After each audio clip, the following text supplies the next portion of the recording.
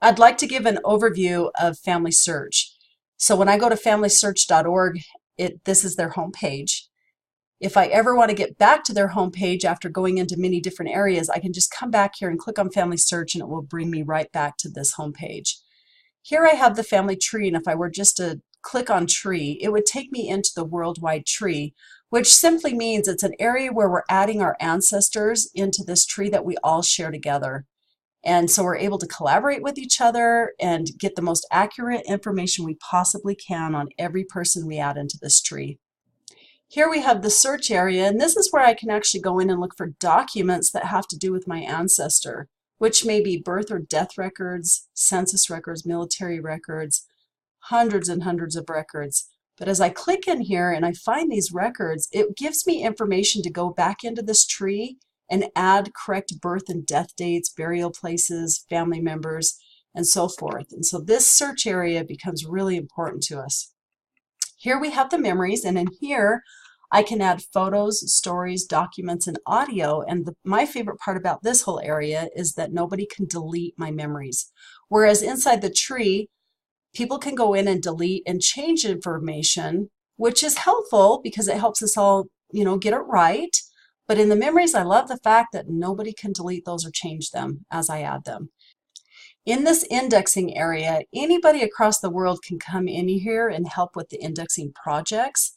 And this is where we're actually looking at pictures of records, which are birth or death records, census records, military records. And as we look at the picture, we type in what we see, and it becomes an online searchable database that is found over here under Search Records. So we're actually helping people be able to find their ancestors on documents. Here we have the temple area, and that's where I can come in and keep track of the temple work I'm doing, what I've reserved. I can actually come in here and search for temple work for me to go do for my ancestors. Here I have a place where Family Search can message me, or actually anybody who has a Family Search account can actually message me also. So this is a great way to collaborate with people across the world who are actually working inside the tree. Here I can click in here and I can actually volunteer to help with projects. I can donate money. I can become a missionary. This is a great place if you want to volunteer. This is a help area where I can come in here and learn all about family history. If I were to click on here, I can go to their help center, their learning center, the wiki, and I can learn anything I need to about family history work and how to work within this website. This actually will be a video within itself because there's so much under here in this help area. Under my name, I can change my settings, I can get into my source box, or I can actually sign out. In this area, I'm actually able to help other people. So just so you know, I will be giving videos on all of these different areas, but I just want to keep this video pretty short and basic. Here I have a place where it actually is like where Family Search is giving campaigns to teach me different things about ancestors, or right here it's about DNA. If I click on next, it's going to just dive me into different areas so that I can learn about my ancestors. Here is a place on the left-hand side where I can actually get in and go experience family history activities with my family. This is one of my favorite areas that really help my children learn to love to do family history, or my grandchildren. This is a great place to come and experience this together, to explore about themselves but also their ancestors at the same time. As I come down here a little bit on the left-hand side, this is kind of like an ancestral Facebook page because it's a news feed really of the latest things people have added about my ancestors. And it's any part of the memories area. So it could be that they've added photos or stories or documents that I can come in here and see what it is. So I see who the ancestor is, how I'm related to them, and I can see down here who added that. I can make a comment, I could share it with social media, and I could just keep scrolling down here and viewing what people have added. If I come up here on the right-hand side, they have a place called Recommended Tasks.